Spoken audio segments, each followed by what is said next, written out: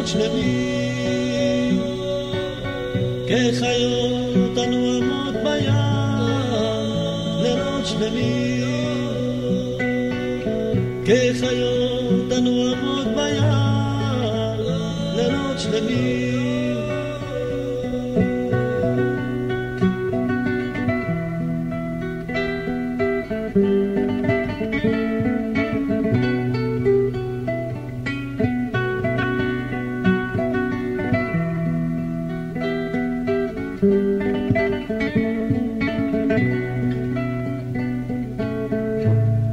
רציתי שתהיו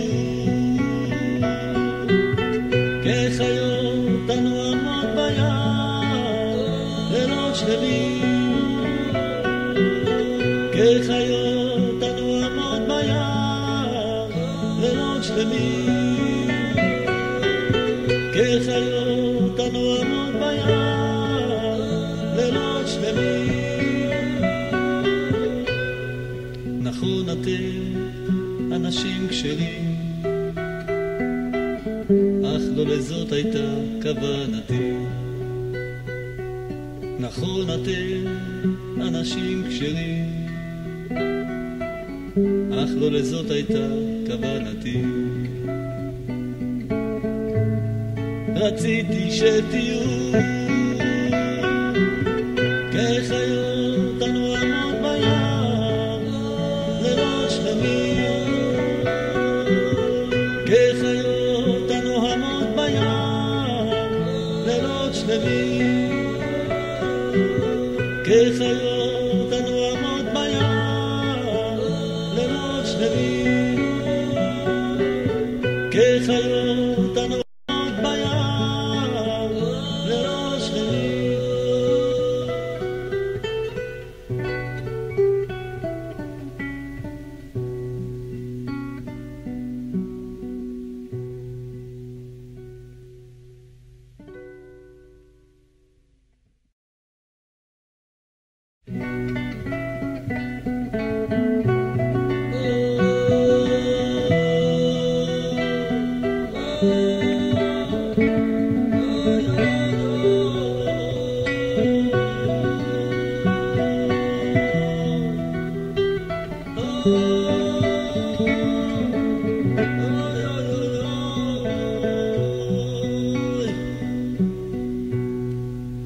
נכון אתם אנשים כשרים, אך לא לזאת הייתה כוונתי. נכון אתם אנשים כשרים, אך לא לזאת הייתה כוונתי. Boker Tov les amis, shalom tout le monde, shalom à tous et à toutes. Bezrat Hashem, une excellente journée. Une excellente journée de bracha, de Yeshua, de délivrance dans tous les domaines. En ayant confiance que Bezrat Hashem, tout va s'arranger pour le mieux, parce que Hashem, il aime son monde et il aime ses créatures. Donc, on n'a aucun souci à se faire. Tous les soucis, c'est imaginaire. La vérité, c'est que Hashem nous aime. Ça, c'est la vérité absolue. Un refouach lema pour le Rav Besançon, Israël Yitzhak Ben Fortuné, pour David Ben Mesoda Cohen, Laura Aister Chava Batraya Daniel, Laurence Sultana Bat Rachel, tous les gens, tous les malades, Bezrat Hashem qui ont besoin. Et là, on a.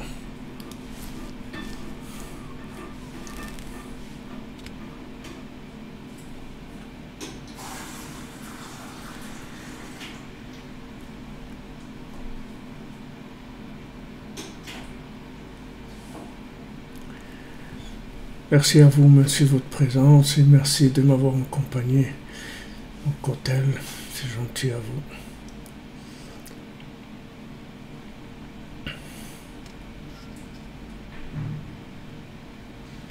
On essaye de se ménager, on essaye. Albertine Batmaïclair, Noémie Bat-Edwige,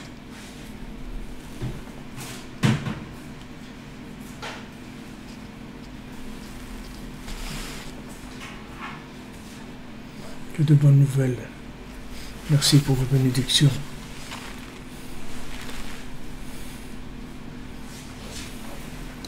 Alors, les amis, hier, on a vu on était dans le principe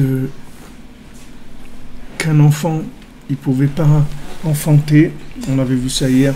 C'est ça ce qui définissait un enfant. C'est qu'un enfant, il pouvait pas enfanter. C'est la définition d'un enfant.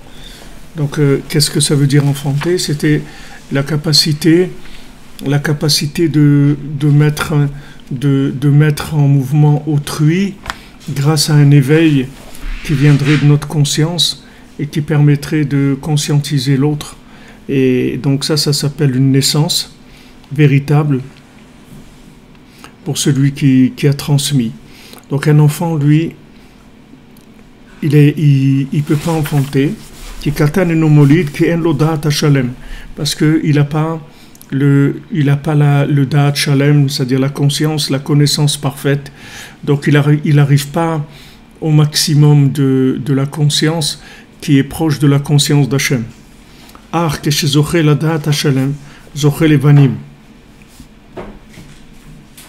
Mais quand quelqu'un a le mérite d'arriver à la conscience parfaite, à ce moment-là, il a le mérite d'avoir des enfants.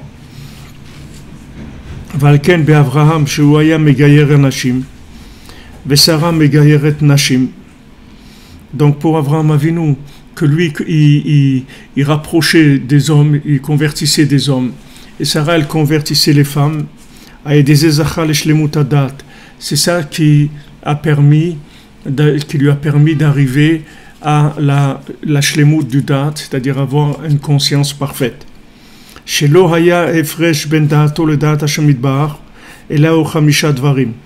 n'y avait aucune différence entre le da'at, la conscience d'Avraham Avinu, et la conscience d'Hachem, que les 5 choses dont on a parlé. Et c'est ça qui l'a amené à mériter d'avoir ce he, c'est-à-dire ce principe du he qui est dans le Shem Hashem, le Yudke Vavke. Alors ce he qui est he lachem zara, voilà le he qui vous donnera une fécondation, c'est-à-dire qui vous donnera des enfants. Alken Avram eno molid, Avraham molid. C'est pour ça que Avram sans he, c'est-à-dire qu'on écrit Aleph Bet Resh Mem. Alors lui, il peut pas avoir d'enfants, mais Avraham avec he, lui, il peut avoir des enfants.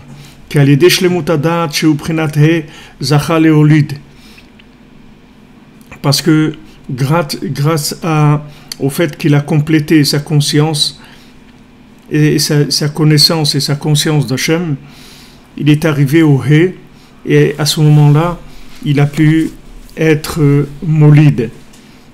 Donc on voit ici, si vous voulez, deux notions. C'est-à-dire que le fait que maintenant, il arrive pour arriver à la conscience parfaite, il faut que cette conscience-là, elle sorte du potentiel à la réalité, d'accord?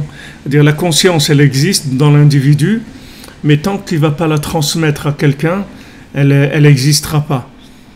C'est-à-dire que ça se rappelle pas qu'il est conscient de quelque chose. Si on veut, c'est comme si vous testez un fil conducteur ou quelque chose. Alors vous mettez un appareil pour tester, pour voir s'il y a le courant qui passe. Pour tester la conscience de quelqu'un, c'est sa capacité à la transmettre. C'est-à-dire si maintenant j'arrive, comme on dit, à enflammer quelqu'un, embraser quelqu'un, ou dans un langage plus populaire, allumer quelqu'un. Alors, comme il y a une chanson, la Breslev, où ils disent Tadlikli ta neshama, ils disent à Rabbi Nachman, allume-moi la neshama, c'est-à-dire fais que ma neshama se mette à briller.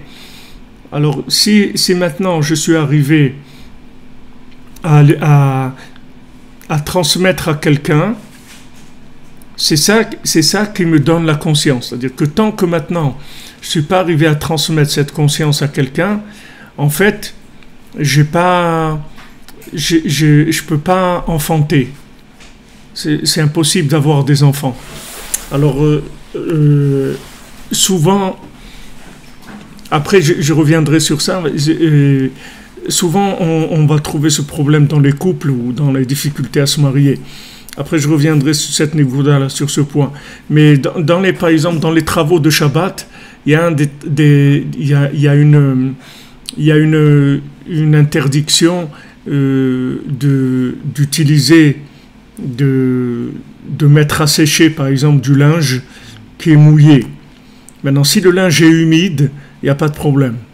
Mais si le linge est mouillé, on ne peut pas le mettre à sécher le Shabbat. Si on a du linge qui est humide, il n'y a pas de problème, on peut le mettre à sécher pour pouvoir le porter. Mais si le linge est mouillé, alors on peut pas le toucher Shabbat, il est mouktsé, il est sorti du Shabbat. Maintenant, qu'est-ce que c'est un linge mouillé? Quelle est la définition d'un linge mouillé? Dans le langage de la Gemara, dans le langage de la Halacha, ça s'appelle Tofeach almenat leatfiach, c'est-à-dire que il est tellement mouillé qu'il peut mouiller quelque chose. C'est-à-dire que si vous prenez le vêtement, par exemple, vous le mettez sur votre main, votre main elle va se mouiller. Vous allez voir les traces d'eau sur la main. Donc ça s'appelle un vêtement mouillé pour la Torah. C'est-à-dire, qu'est-ce que ça veut dire mouillé? C'est la capacité de mouiller autre chose. C'est ça qui s'appelle mouillé. Maintenant, si ça ne mouille pas autre chose, ça s'appelle humide. Ça ne s'appelle pas mouillé.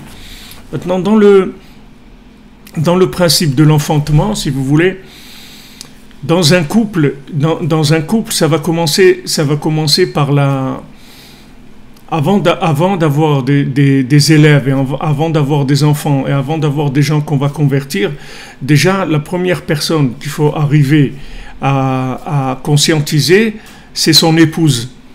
C'est-à-dire, le mari, il doit conscientiser son épouse. C'est-à-dire que si maintenant, son épouse, elle ne le suit pas, ça veut dire qu'il a un problème de langage dans sa façon d'exprimer les choses. C'est-à-dire, disons que le mari, on suppose qu'il a une conscience correcte des choses. Alors, si maintenant il veut faire passer cette chose-là à son épouse et que son épouse, comme on dit, elle accroche pas, ça veut dire qu'il y a un problème de langage qui n'est pas adapté. Alors, comme je le dis souvent, c'est-à-dire le premier élève de quelqu'un, l'élève le principal, c'est son épouse. C'est-à-dire c'est avec ça qu'il doit commencer, c'est la base. On ne parle pas maintenant de Abraham et Sarah, comment ils étaient. Parce que quand il dit Abraham et Sarah, ils étaient mégaïrs des rires, mais ils faisaient ce travail. Mais attends, ils étaient d'abord Abraham et Sarah, avant de commencer ça. C'est-à-dire entre eux déjà, ça passait. Pour que maintenant Abraham il puisse rapprocher des gens et Sarah puisse rapprocher des gens, ça veut dire qu'entre eux le courant est passé, c'est-à-dire il y avait pas de problème de communication. Alors que ça soit au niveau de trouver son conjoint, Rabbeinu il dit des fois les gens ils sont tellement loin de leur conscience qu'ils ont même pas la force d'attraction pour attirer leur épouse, leur future épouse. C'est-à-dire que des fois, l'homme, il s'est tellement éloigné de la conscience véritable, c'est-à-dire il a tellement peu de conscience que c'est impossible de deviner qu'il a une conscience quelconque. C'est-à-dire c'est tellement enfoui dans de la bêtise et dans de la folie qu'on n'arrive pas à voir cette chose-là. Alors, comment on n'arrive pas à voir, même s'il venait à rencontrer son épouse, elle ne pourrait pas le reconnaître parce qu'il n'y a aucune trace d'affinité profonde de l'âme. Il n'y a aucune trace. Comme quelqu'un qui serait déguisé complètement déguisé et que vous ne pouvez pas du tout le reconnaître. Vous pouvez savoir que c'est lui. Alors, la société, le monde, il nous a vendu tellement de fausses vies, c'est-à-dire de fausses manières de vivre, que ces fausses manières de vivre, elles ont englouti l'identité de l'individu, l'identité profonde. Rabbeinu dit dans la Torah Paz, dans la Torah Pesaïn 87, il dit là-bas que des fois, il s'est tellement détourné, l'homme, de son identité, qu'il n'arrive pas à trouver sa femme, parce que il a, dans sa façon d'exprimer ce qu'il est, c'est tellement loin de ce qu'il est vraiment, que ça serait impossible d'être reconnu par son épouse, parce que son épouse, elle est acheteuse, c'est-à-dire elle cherche sa moitié. Mais comme lui, il ne sait pas du tout qui il est, c'est-à-dire son identité, elle est complètement enfouie dans des choses. Il sait pas, ça sort pas, donc on peut pas le reconnaître. C'est comme si quelqu'un il cherche la pièce manquante, il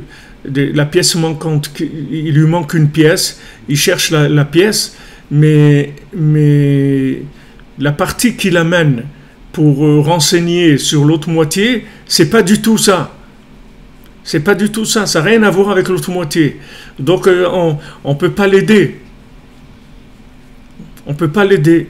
Imaginez-vous que vous êtes arrivé, vous venez dans un magasin pour vous voulez changer une pièce de votre truc qui marche pas. Ok, alors il dit la pièce elle s'est cassée. Alors il vous dit ok, alors vous avez la moitié de la pièce qui reste. Alors vous lui dites oui, mais ce que vous lui donnez, c'est pas ça du tout, la moitié, c'est pas la moitié de la pièce de la pièce. Donc il peut pas vous aider. Ce qu'il va vous donner, ça va pas aller du tout. Et c'est ça qui fait en fait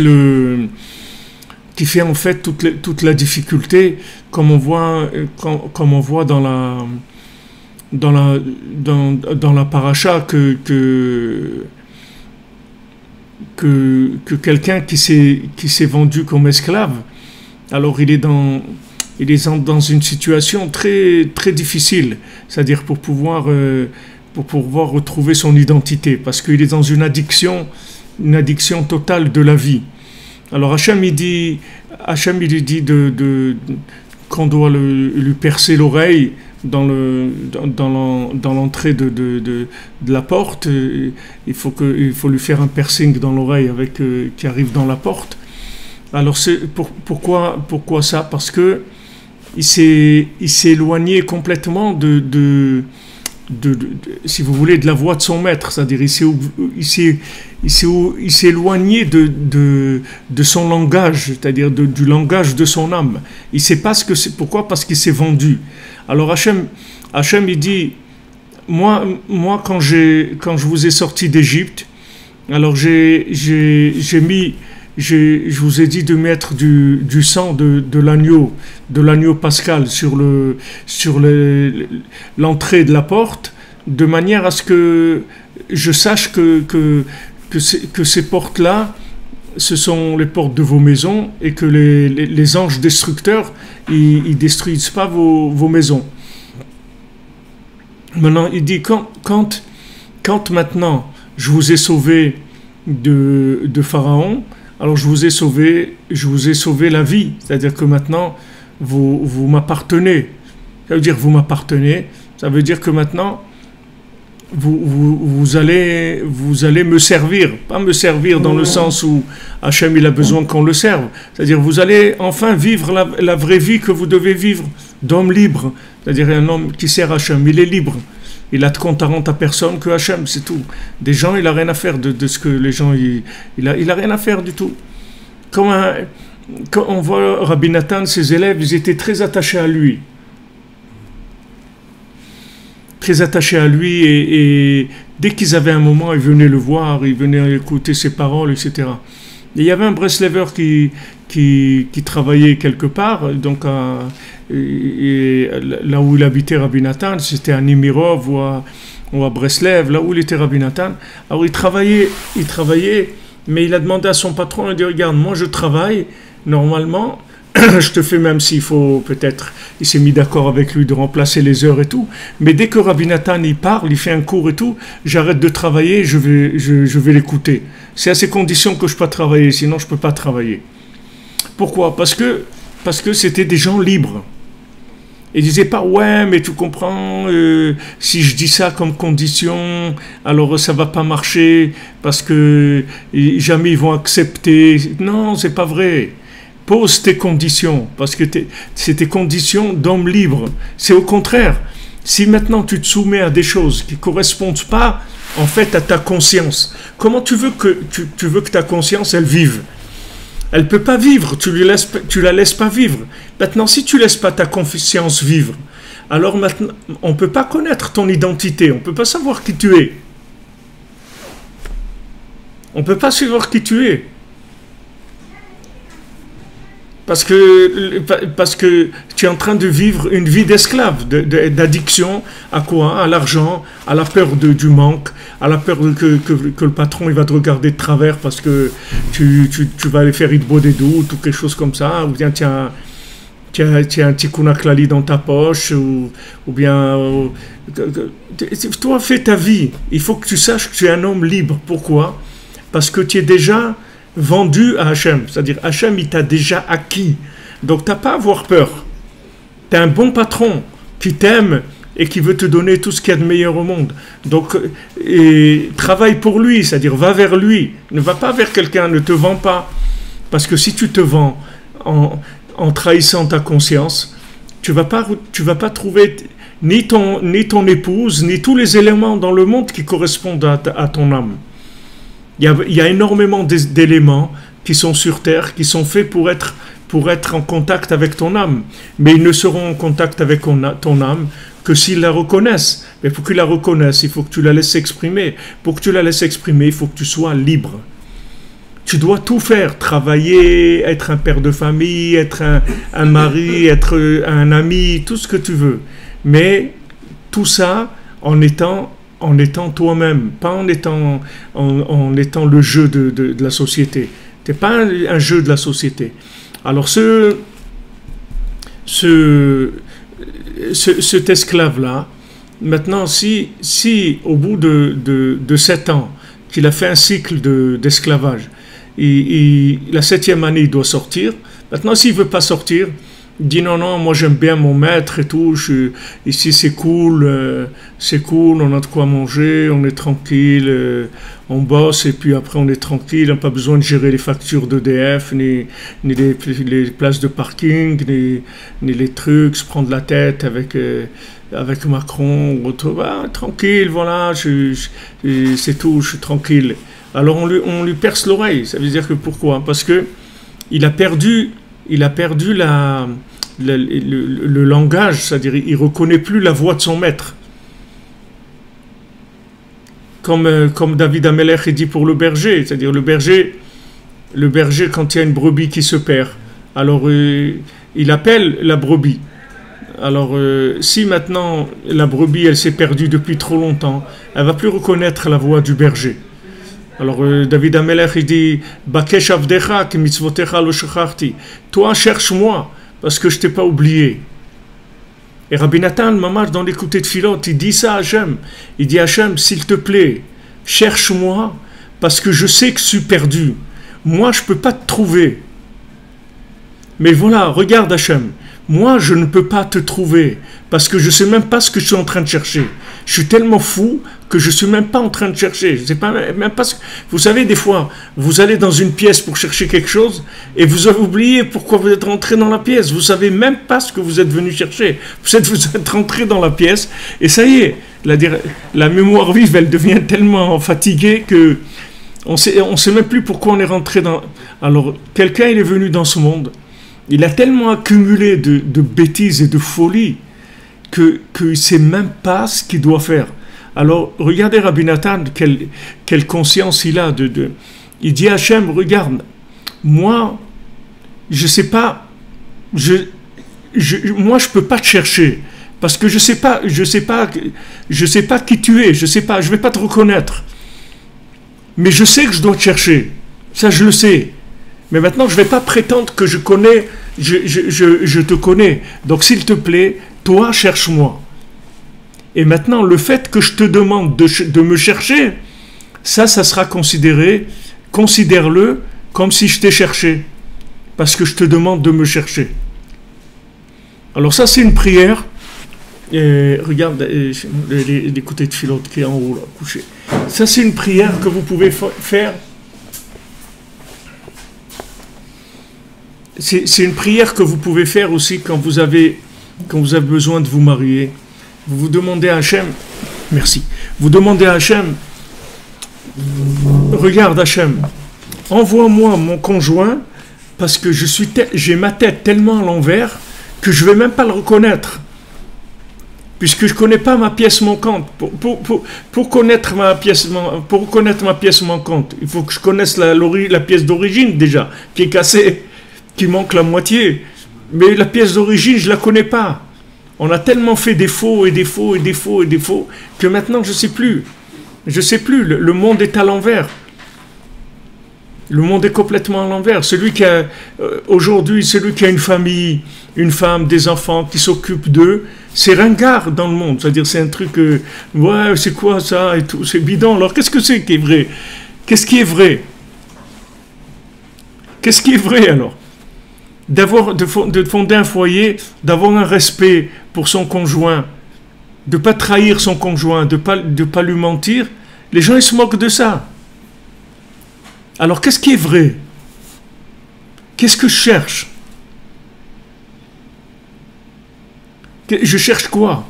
Si je suis maintenant les débats télévisés, les trucs, les gens ils parlent de trucs de fous, c'est-à-dire c'est des émissions pour rendre les gens fous. Donc vous allez avoir des gens qui vont venir soi-disant, c'est des gens, vous allez les voir cool, libres, soi-disant des gens qui ont des esprits larges. Tout ça c'est complètement bidon, c'est les plus grands esclaves de l'humanité ces gens-là. Ce sont des esclaves du plaisir, ce sont des esclaves de la médiocrité. Ça n'a rien à voir avec des gens libres. Et la personne qui est là, respecter son conjoint, qui travaille pour habiller ses enfants, pour les éduquer, etc., ça a l'air quelqu'un qui est en train de rater sa vie. Qu'est-ce que c'est dommage, tu peux profiter de la vie. Oh là là, tu t'es mis la corde au cou déjà, tellement jeune, c'est dommage. Tu aurais pu faire quelque chose dans ta vie. Faire quoi? Être un esclave de quoi?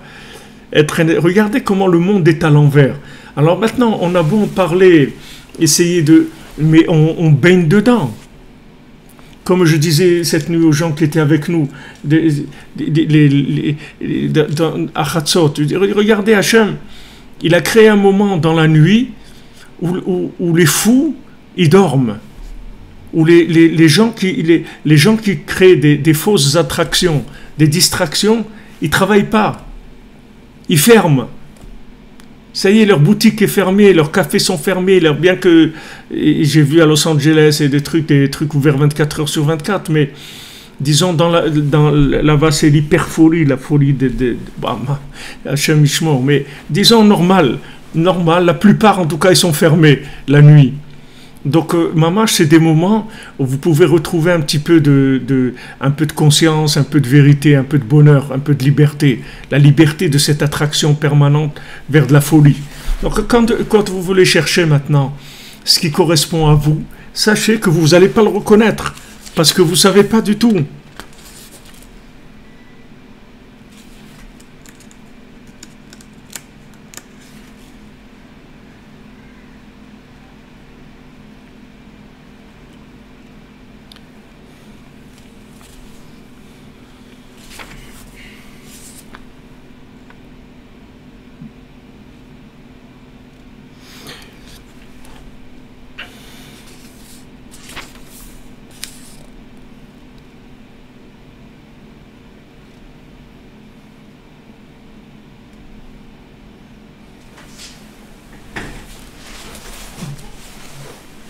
Alors, Rabbi Nathan, dans l'écouté de Philote sur la Torah 35, il explique comment ça se passe. C'est-à-dire que les forces négatives, elles plantent des repères dans l'esprit de la personne, vous voyez. Elle plante des repères. C'est-à-dire que tous les médias, tout le principe des médias, c'est de planter dans la conscience humaine des repères, des valeurs. Comme on a vu jeudi soir, il y a des valeurs qui sont sans aucune raison, mais ce sont des valeurs qui sont reconnues par la société. Aujourd'hui, un pays qui ne reconnaît pas l'homosexualité, c'est un pays arriéré, qui a pas de valeur. Ok. Maintenant, même quelqu'un que personnellement, il n'est pas du tout dans ce problème-là, et bon, il vit pas du tout dans ces choses-là. Mais le fait que maintenant, il baigne dans une société qui a rendu cette chose-là officielle, c'est-à-dire que le mariage homo et tout, bon, c'est officiel, d'accord.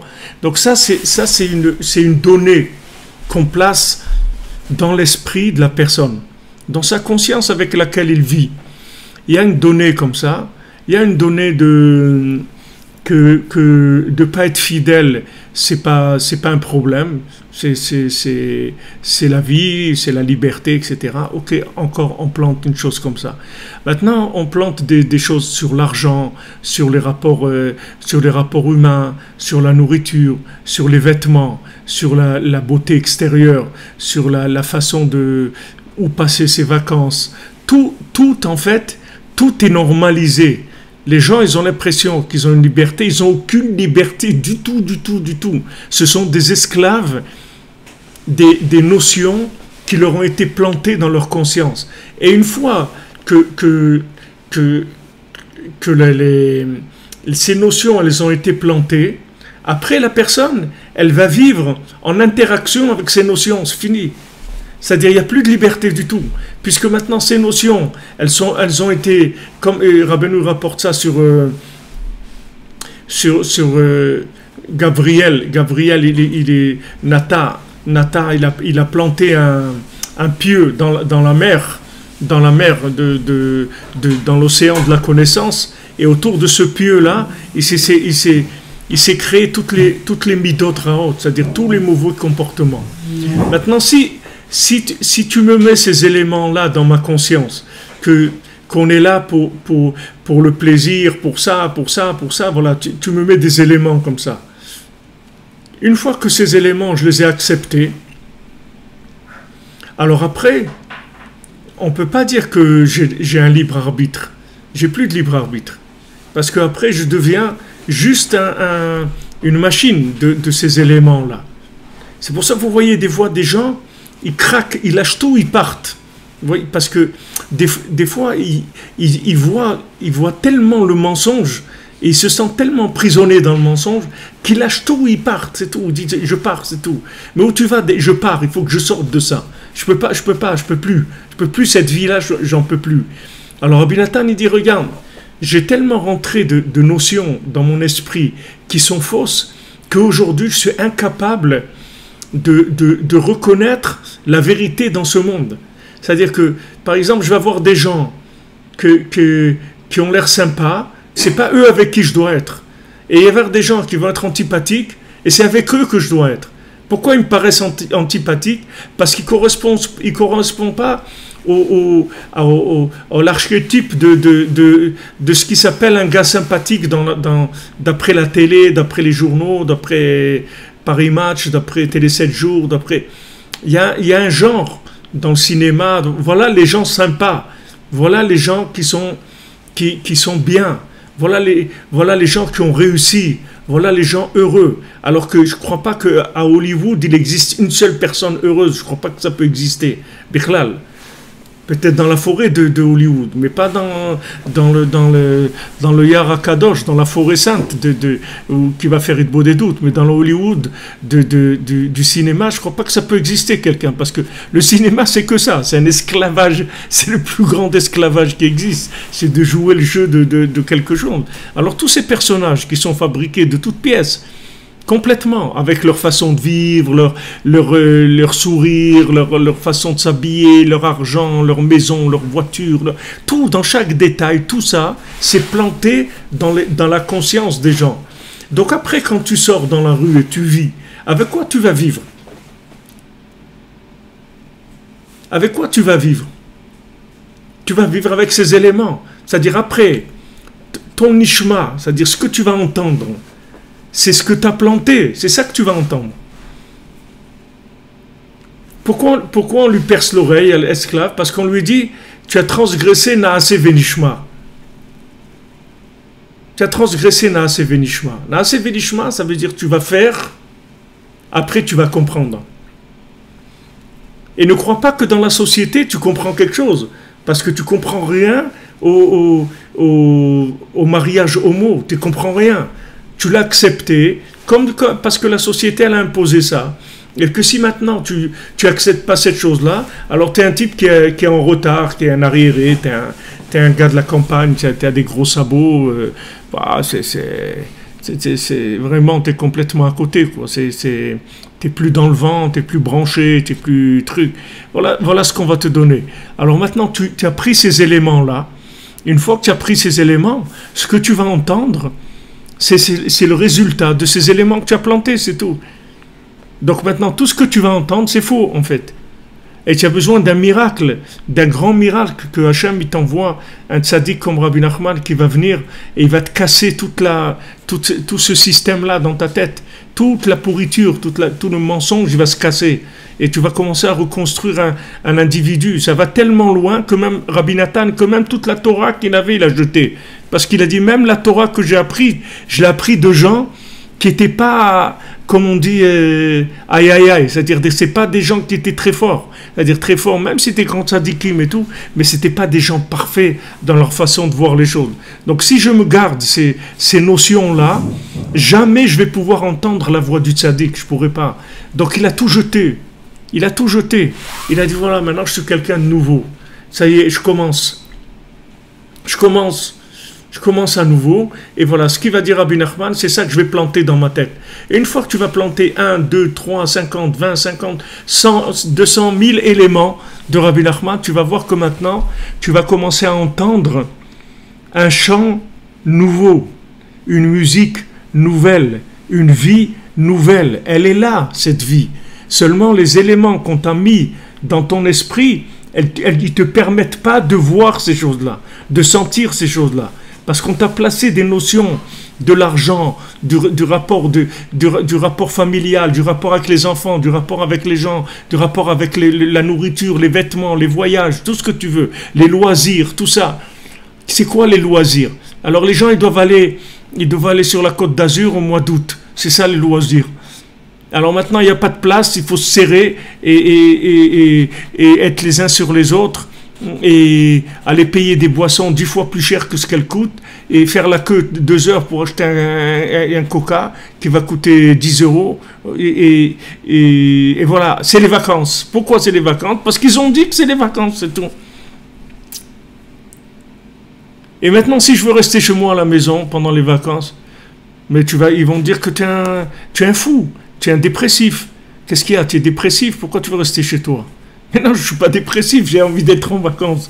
Mais les vacances, quand je suis chez moi, je suis en vacances. Non, mais tu n'as rien compris. Qu'est-ce que c'est les vacances? Les vacances, elles sont imposées par des systèmes sociaux. Tu vas aller aux stations de ski, parce que voilà, cette période-là, il faut aller dans les stations de ski. Alors, il y a des magasins, ils ont prévu les skis, les après-skis, les trucs, les trucs de pente, là, les trucs, tout ce que... Il y a la piste noire, bleue, jaune, vert, truc, et voilà, tu vas faire du ski. Mais j'ai envie de faire autre chose. Ah non, ça c'est les vacances. Donc il faut que je me conscientise, c'est-à-dire que je me fasse un travail d'autodétermination, d'auto-intoxication, pour me dire que j'ai passé des super vacances. Pourquoi? Parce que c'est des vacances qui correspondent à la publicité qu'ils ont dit que c'est ça les vacances. Donc vous voyez, ils ont dit que maintenant la station de ski la plus en vogue, c'est celle-là. Eh ben, quand je reviens, je dis, j'étais là-bas. Waouh, t'étais là-bas? Ouais, j'étais là-bas. Et voilà les gens ce qu'ils vivent. Voilà, et ça s'appelle la vie. Alors comment tu veux, avec des trucs qui sont plantés comme ça dans ton cœur, dans ta tête, comment tu veux reconnaître le chant du berger? Comment tu veux reconnaître le chant du berger? Tu ne peux pas l'entendre parce que ton attention, elle est complètement formatée vers d'autres choses. Tu ne vas pas entendre ça. Tu ne vas pas entendre ça du tout. Donc avant de parler de Abraham qui rapproche des Guérim et de Sarah qui rapproche des Guillorettes et qui rapproche des élèves, il faut savoir qu'entre eux déjà, ils étaient dans un niveau de communication très élevé. C'est-à-dire qu'eux-mêmes, c'était des gens vrais en eux. Donc c'était un vrai couple. C'est-à-dire un couple qui avait un but commun, qui était clair. Maintenant, même s'ils avaient des problèmes de fonctionnement, c'est pas important. Ils avaient un but commun clair, parce qu'ils étaient vraiment faits l'un pour l'autre. C'est-à-dire, pourquoi? Parce que chacun, il était lui-même. Donc, automatiquement, il était bien avec l'autre, parce qu'il ne jouait pas un jeu. Il ne jouait pas un jeu. S'il joue un jeu de ce que ça doit être un mari ou de ce que ça doit être une femme, d'après les critères de la télé, ça ne va jamais marcher. Ça ne peut pas marcher. Parce que l'individu n'est pas lui-même. Comment il va communiquer? De quoi il va parler? À chaque fois, il faut qu'il se rappelle qu'est-ce qu'il va dire, il réfléchisse qu'est-ce qu'il va dire, parce qu'il faut jouer le rôle de... Comme quelqu'un qui joue un scénario, il doit se rappeler, il doit apprendre son scénario par cœur, tellement l'apprendre par cœur que ça doit venir une seconde nature sur lui, et même peut-être une première nature, le scénario. Combien de fois c'est arrivé que des artistes ils se suicident quand ils ont fini de jouer des films, tellement ils sont rentrés dans le personnage, et ils l'ont tellement vécu qu'après ils sont suicidés, parce qu'ils ont vécu le personnage. Donc tu vois que c'est possible de vivre une vie de quelqu'un d'autre, complètement, et de la sentir et tout, de sentir des choses, c'est normal, parce que t'as mis en place des éléments qui sont en fait des capteurs. Ces éléments, ce sont des capteurs. C'est-à-dire, une fois que tu as mis ces éléments, ils vont capter ça, comme si tu as une antenne qui capte, et elle capte telle longueur d'onde. Alors tu vas entendre toutes les radios qui émettent sur les ondes courtes, ou les ondes moyennes, ou les FM, ou les trucs. Parce que ton antenne, elle capte ça. Donc maintenant, si ils t'ont mis dans la tête des choses, que ces choses-là, elles sont complètement mensongères, en fait, après, tu n'entends que le mensonge, c'est tout. C'est la seule chose qui te parle. Alors là, une fois que tu es comme ça, comment tu veux t'en sortir? Si tu ne demandes pas de l'aide à Hachem, comment tu veux t'en sortir? Tu ne peux pas t'en sortir. Regardez Rabbi Nathan, un tzaddik. On ne parle pas maintenant de quelqu'un qui a fait les 400 coups dans sa vie. On parle, c'est un tzaddik, Rabbi Nathan. Il a toujours gardé la pureté, la Torah. C'est un érudit en Torah, c'est un tzaddik, un enfant de tzaddikim, un homme d'un niveau d'érudition extraordinaire, d'un niveau d'humilité aussi extraordinaire. Rabbi Nathan, il vante l'humilité de Rabbi Nathan. Il dit Rabbi Nathan, comment il est humble. Il a même dit à quelqu'un une fois, il a dit, tu vas le voir dans la rue. Il ne savait pas qui c'était. La personne à qui Rabbeinu parlait, il ne connaissait pas Rabbi Nathan. Il a dit, tu vas aller dans la rue, tu vas le reconnaître tout de suite. Tu vas voir, il est habillé avec des habits en soie et tout, mais tu vas voir que c'est un morceau de terre. Tu vas voir que il se considère comme un morceau de terre. Et il l'a reconnu, le gars, dans la rue. Il l'a vu dans la rue, il a dit, c'est lui que Rabbeinu m'a parlé. Parce qu'il émanait ça. Il émanait ces midotes extraordinaires. Et cet homme-là, vous voyez comment il supplie Hachem. Il lui dit, je t'en supplie, les repères que j'ai dans ma tête, c'est des repères de fou. Donc comment tu veux que je te trouve? La carte que j'ai, elle est fausse. La carte, elle est faussée. C'est-à-dire, tout ce qu'on m'a écrit dans la carte, c'est pas le bon chemin. Donc comment tu veux que je te trouve? C'est pas que je veux pas, c'est que je peux pas te trouver, logiquement. J'ai aucune chance de te trouver. Si tu viens pas me chercher, j'ai aucune chance de te trouver. Alors voilà, regarde, je te demande, viens me chercher. S'il te plaît, viens me chercher. Viens me sortir, montre-moi la vérité, sors-moi de là où je suis.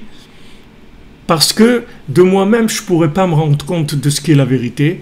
Donc aide-moi à accepter tout ce qu'il y a dans ma vie comme étant les éléments, des éléments vrais, parce que j'ai prié. Et vous voyez le dans le Bel Melech et Ben Shifra, c'est-à-dire dans le fils du roi, le fils de la servante, vous avez cette image-là, ce principe-là développé de façon extraordinaire, parce que en fait, le fils du roi, il a vécu, il a grandi, il a été élevé dans une maison de servante. Donc, ce qu'il avait comme repère dans sa vie, c'était que des repères de fils de servante. C'était pas des repères de fils de roi. Mais seulement, il avait dans sa nature profonde, il avait quelque chose qui le dérangeait.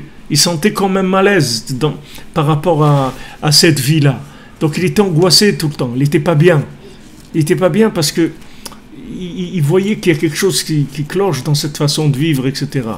Et une fois qu'il a trouvé sa place de roi, c'est là où il a été heureux. Mais on est venu le chercher. On est venu le chercher. Il s'en serait jamais sorti tout seul. Jamais. On est venu le chercher. On lui a dit, tu vas aller à la foire. Le premier travail qu'on te propose, d'être berger de vaches et de chevaux, tu acceptes ce travail-là. Comment tu vas imaginer que c'est ce travail-là que tu dois accepter pour retrouver ta royauté? Mais jamais tu vas te rendre compte. Fais une réunion de gens qui cherchent la vérité, jamais ils te donneront comme conseil d'aller à la foire, et que le premier travail qu'on te propose, et que c'est un travail qui n'est pas du tout en rapport avec ta sensibilité, parce qu'il a vu un patron qui était horrible, qui faisait peur, il croyait qu'il allait le tuer tout le temps, et il court derrière des animaux tout le temps. Il court derrière ces animaux, et à un moment, ces animaux, ils se sauvent. Il court derrière eux, il court, jusqu'à qu'à un moment, il trouve l'homme de la forêt, et l'homme de la forêt lui dit, arrête de courir derrière ces animaux. Ces animaux, c'était Averot, c'est les bêtises que tu as faites, c'est derrière ça que tu cours. En fait, quand tu as fait des bêtises, tu as planté des trucs dans ta tête, et après, tu cours derrière des animaux. Tu crois que c'est ça? Tu crois que c'est ça la vie? La vie, tu crois que c'est ça? Tu cherches des émotions, de l'honneur, de l'argent, du faste, des trucs, et tu crois que c'est ça la vie. Parce que tu as planté dans ta tête des éléments qui font que tu imagines la vie comme ça. C'est ce que tu projettes dans ce monde. Donc, logiquement, vraiment logiquement, il n'y a aucune chance de s'en sortir. C'est-à-dire, en allant avec sa logique, tu ne peux pas du tout s'en sortir. Et le miracle qu'il y a, c'est que Hachem, il vient te chercher, c'est tout. À un moment, Hachem, il vient te chercher. Maintenant, pourquoi il est venu te chercher à toi et pas le voisin? Ça a été, Rabbi Nathan, il te le dira un jour. Maintenant, tu ne sais pas pourquoi. Mais en tout cas, sache que si tu as pris conscience de la vérité, ça veut dire que maintenant, on est venu te chercher. Ça, c'est une miséricorde d'Hachem. Donc, comme disait Rav Levi Yitzhak, maintenant, tu as des trésors comme ça, qui sont des trésors de ta conscience, que tu aimes faire avec Bodedou, ou tu aimes te lever la nuit, ou tu as conscience de ces choses-là, que ces choses-là, elles sont bien, ou d'aller à Ouman. Sache que cette conscience-là, c'est un cadeau d'Hachem. Il n'y a personne dans le monde qui peut mériter cette conscience d'après les repères qu'il a dans le cerveau. Impossible. C'est pour ça que Rabbi Nathan, il remercie Hachem de ne pas être un opposant à Rabbi Nachman tous les jours. Il dit merci Hachem que je ne déchire pas les livres. Merci Hachem que je ne suis pas un opposant à Rabbi Nachman. Alors les gens ils s'étonnent, ils croient qu'il écrit ça, que c'est de la poésie, qu'il est en train d'écrire des vers.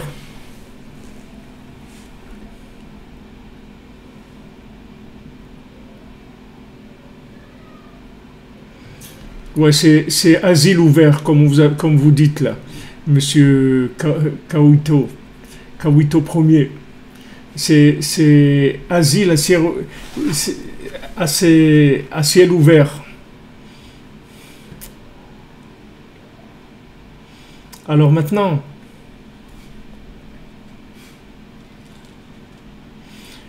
si vous voulez,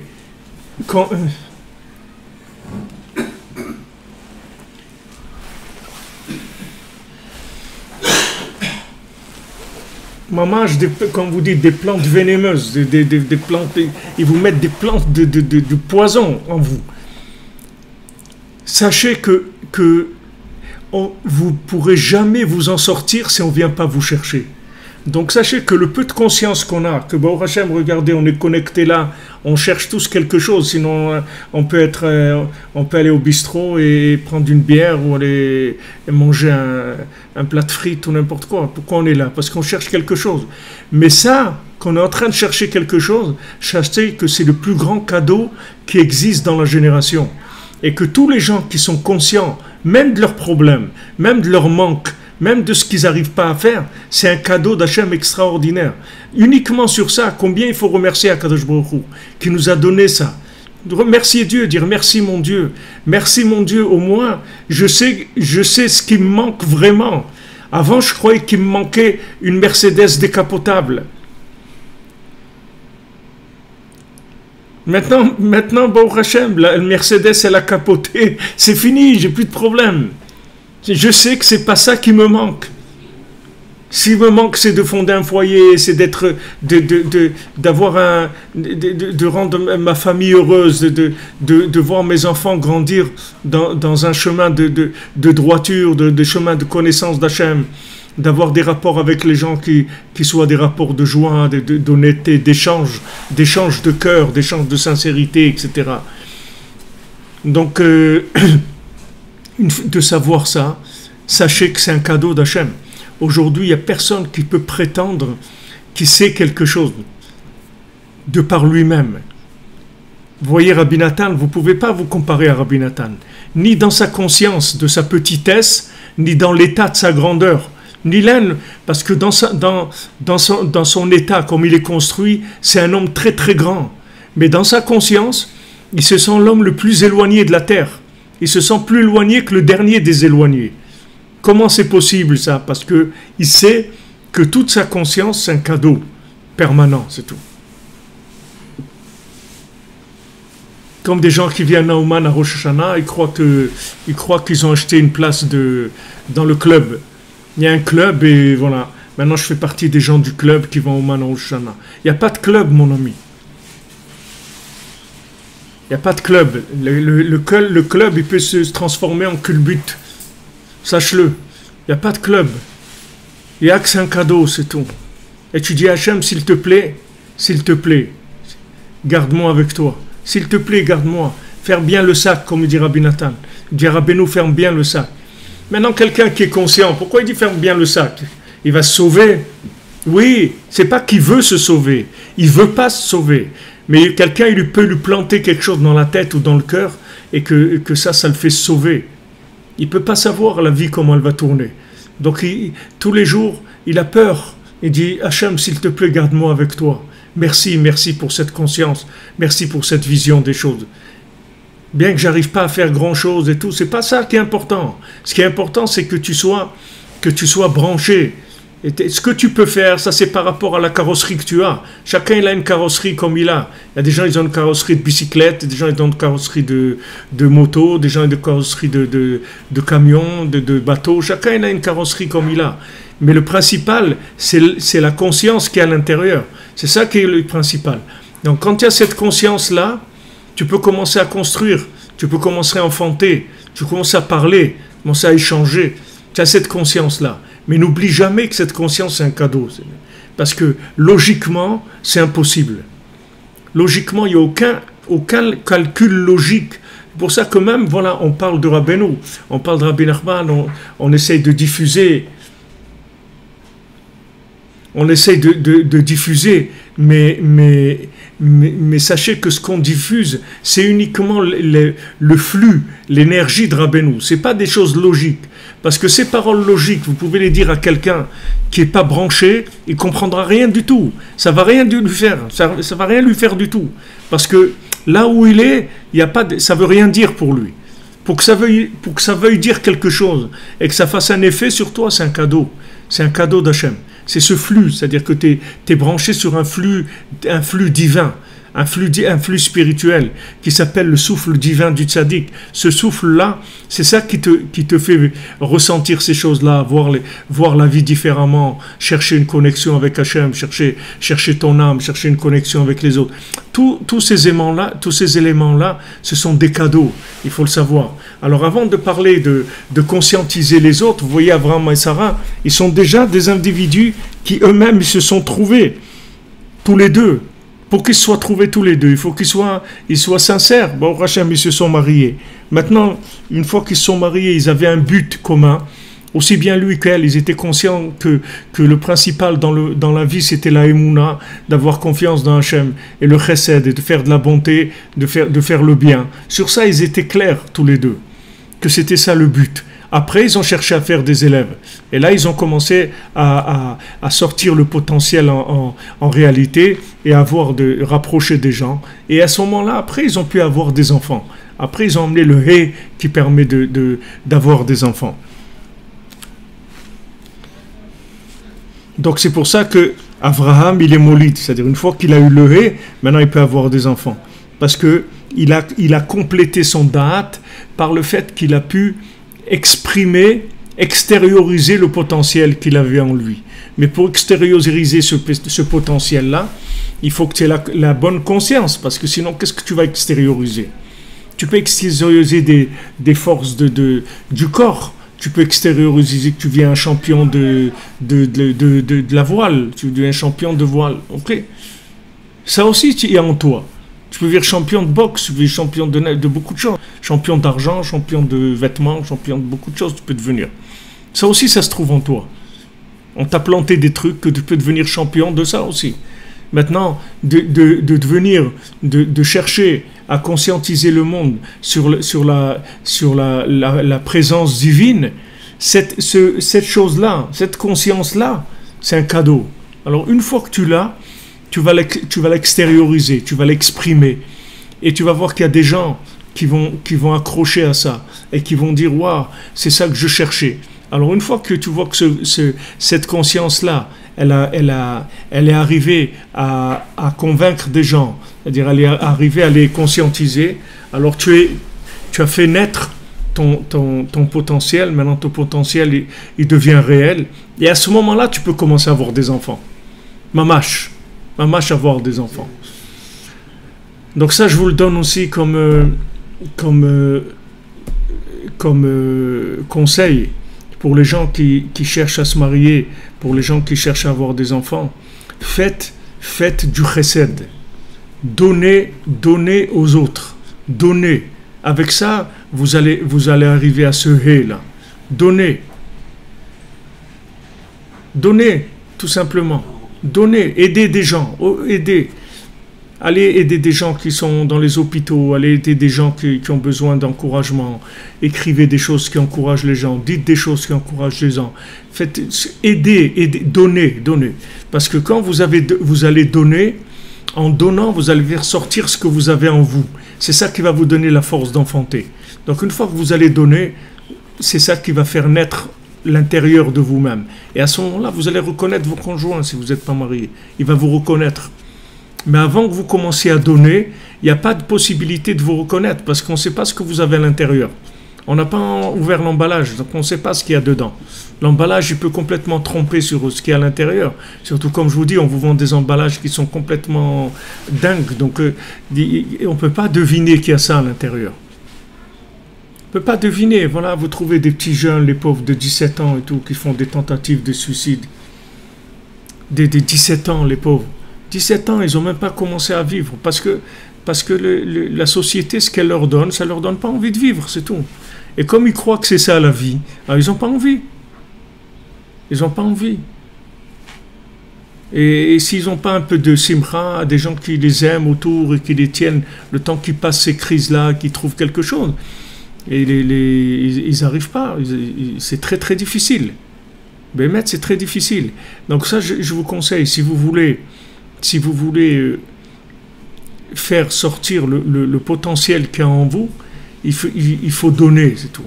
Rabbi Nachman dit, quand on donne la tzedaka à Rabbi Nachman, c'est comme si on met des graines dans une terre fertile qui fait pousser tout de suite. Elle fait pousser tout de suite la plante. Ça veut dire qu'elle fait pousser tout de suite, c'est-à-dire qu'elle va tout de suite produire l'effet d'extériorisation de ce qu'il y a à l'intérieur de la personne. Tout de suite, ce qu'il y a dedans, ça va sortir. Parce que c'est une terre fertile. C'est-à-dire quand le tzaddik, il prend, en fait, il donne, comme il dit dans Sipurim Asiyot. Quand Rabbeinu, il prend de quelqu'un, en fait, il lui donne, il prend rien du tout. C'est comme tu dis, la terre, elle a pris. Ouais, la terre m'a pris mes graines et tout. Oh là là, ouais. Mais elle t'a rien pris du tout. Qu'est-ce que tu veux qu'elle fasse, la terre, avec tes graines? Elle n'a rien à faire. Elle va te donner des fruits, elle va te donner des choses extraordinaires. Qu'est-ce que tu es en train de pleurer sur tes graines maintenant? Pour ça, on dit il a un grain. Quand quelqu'un il est fou, il a un grain. Voilà, il a un grain. Plante les graines, plante là où il faut, fais du bien. Et le fait que tu fais du bien, c'est comme ça qu'Abraham et Sarah, ils ont été molides. Fais du bien, donne à manger à des gens, donne des trucs. Aide, être des gens à être, réjouis-les, donne-leur. Comme Hachem il dit, même pour Yom Tov, Hachem il dit que c'est un jour de fête et tout, mais il dit, bien que c'est un jour où il faut te réjouir et tout, il dit Hachem, lui, ce qui s'appelle se réjouir, ça veut dire réjouir les pauvres, c'est ça se réjouir. Il dit, vaut mieux que toi, tu diminues un petit peu la qualité de tes repas et que tu donnes à quelqu'un qui est pauvre, que lui il n'a pas de moyens pour se réjouir. Et ça c'est Hachem, il dit, puisque tu as réjoui mes pauvres, à moi je vais te réjouir à toi. C'est comme ce principe, c'est exactement ce principe-là. C'est-à-dire que maintenant, il y a un pauvre. Alors le pauvre, il vient, il dit au riche, tu sais, en fait, je suis envoyé pour te faire naître. Alors le riche, il le regarde et lui dit... Va te faire paître, aussi pas le faire. Il dit, toi tu vas me faire naître, toi tu as besoin d'argent, c'est tout, qu'est-ce que tu me racontes là? Non, je suis venu pour... La Gemara, elle dit, quand Hachem il aime quelqu'un, il lui envoie un pauvre. Pourquoi? Parce que quand il va donner à ce pauvre, il va naître, lui. Il va naître, il va faire sortir le potentiel qu'il y a en lui, par le fait qu'il a donné à ce pauvre-là. Donc Hachem il dit, regarde, tu as réjoui mes pauvres, je vais te réjouir à toi. Toi, tu as permis à un pauvre qui n'avait pas de quoi exister, de quoi vivre, de quoi faire ce qu'il avait à faire. Tu l'as aidé avec tes moyens à faire ce qu'il avait à faire. Donc moi, je vais t'aider à toi aussi, qui est pauvre. C'est-à-dire tu es pauvre parce que tu ne te connais pas, parce que le potentiel qui est en toi, tu ne l'as pas exploité. Donc tu restes un pauvre, puisque c'est scellé à l'intérieur de toi, tu ne sais même pas qui tu es. Donc mentalement, tu es pauvre. Je vais t'aider à toi aussi à t'enrichir. C'est-à-dire toi aussi, tu vas naître maintenant. Donc en fait, vous voyez que l'enrichissement, il est à l'envers. C'est-à-dire, en fait, c'est celui qui a besoin de vous, c'est lui qui va vous aider à être. Comme il dit ici, de mes élèves, j'ai appris, c'est là où j'ai pris le plus. Parce que les élèves, c'est des pauvres par rapport aux maîtres. C'est-à-dire, ils viennent pour apprendre. Et c'est en leur enseignant que le maître, il apprend qui il est. C'est comme ça qu'il va naître. Après, il peut avoir des enfants. Bezrat Hashem. Be'atzlacha, les amis.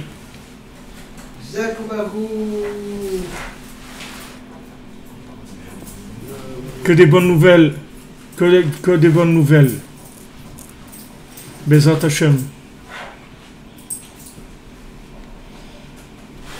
Que des bonnes nouvelles. Gardez la confiance en vous et sachez que le potentiel, il va sortir. Vous ne faites pas de soucis. Si vous faites ce que Rabbeinu il dit de faire, les conseils de Rabbeinu, c'est uniquement fait pour ça. C'est que pour faire naître l'individu.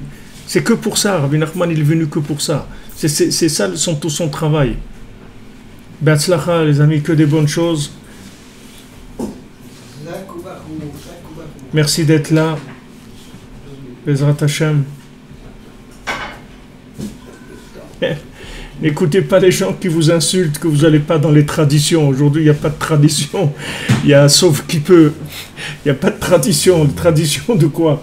On ne sait même pas ce qu'on a mangé hier, vous voulez des traditions. Il n'y a pas de tradition en avance, c'est tout.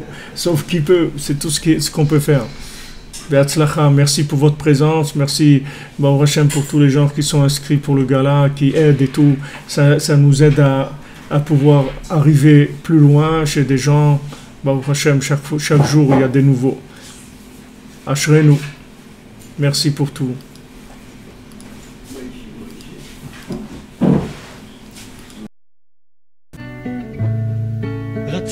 שתהיו כחיות הנועמות בים לילות שלמים, כחיות הנועמות בים לילות שלמים. נכון אתם אנשים כשרים, אך לא לזאת הייתה כוונתי. נכון אתם אנשים כשרים, אך לא לזאת הייתה כוונתי. רציתי שתהיו כחיות הנועמות בים לילות שלמים, כחיות הנועמות בים לילות שלמים, כחיות הנועמות בים לילות שלמים.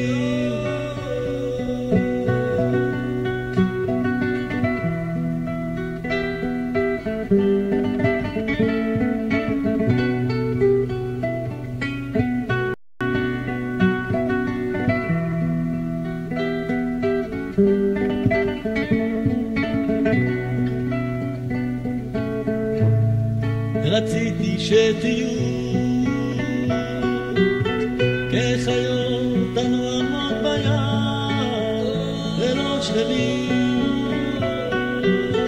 כחיות הנועמות בים לילות שלמים, כחיות הנועמות בים לילות שלמים. נכון אתם אנשים כשרים, אך לא לזאת הייתה כוונתי. נכון אתם אנשים כשרים, אך לא לזאת הייתה כוונתי. רציתי שתהיו כחיות הנועמות בים לילות שלמים, כחיות הנועמות בים לילות שלמים, כחיות הנועמות בים לילות שלמים.